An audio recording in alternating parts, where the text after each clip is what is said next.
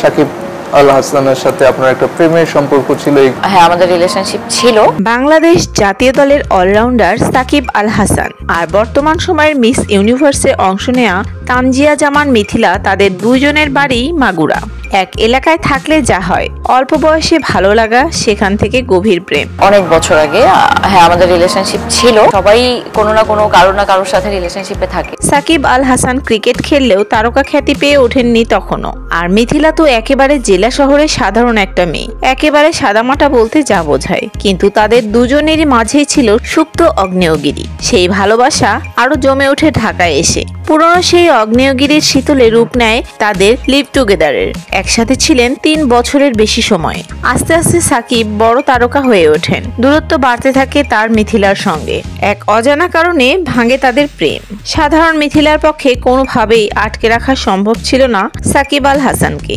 সে অপেক্ষার কথা জানিয়েছিলেন মিথিলা। আমিও কিন্তু মানুষ, আমার কিন্তু একটা ইমোশন আছে। ওর নিজেরও ঝামেলা হচ্ছে, আমারও ঝামেলা হচ্ছে। এর মধ্যেই সাকিবের জীবনে শিশিরের প্রবেশ ঘটে। মিথিলা তখন একেবারেই অতীত। মাঝে কিছু মিডিয়ায় বিষয়টি এলেও তা নিয়ে মাতামাতি ছিল না একেবারেই। ও ম্যারিড বা ওর আলাদা একটা ফ্যামিলি আছে, ওর একটা আলাদা লাইফস্টাইল আছে। আগুনে পুড়ে মানুষ খাঁটি হয়। জীবনে ধাক্কা মিথিলাকে আরো শক্ত করে তোলে। এর মাঝে বাবাকে হারালেও থেমে থাকেননি তিনি। ভাইয়েরা বাধা হয়ে দাঁড়ালেও বড় হওয়ার আদম্য ইচ্ছা তাকে মিস ইউনিভার্সের মঞ্চ কাঁপিয়ে টপ 30-এ পৌঁছে দেয় সফলতার বাংলাদেশকে। আজ মিথিলা সুপ্রতিষ্ঠিত। সেটা শুধু দেশে নয়, গোটা বিশ্বেই। তার মাধ্যমে অনেকে চিনেছে বাংলাদেশকে, যেমনটা সাকিব চিনিয়েছে ক্রিকেট দিয়ে। তাই অনেকের মাঝেই এখন আফসোস, ইস, তাদের কৈশোরের সম্পর্কটা যদি আজ অবধি টিকে থাকতো, তবে নিশ্চিতভাবেই তারা হয়ে উঠতেন বিশ্বের অন্যতম সেরা জুটি।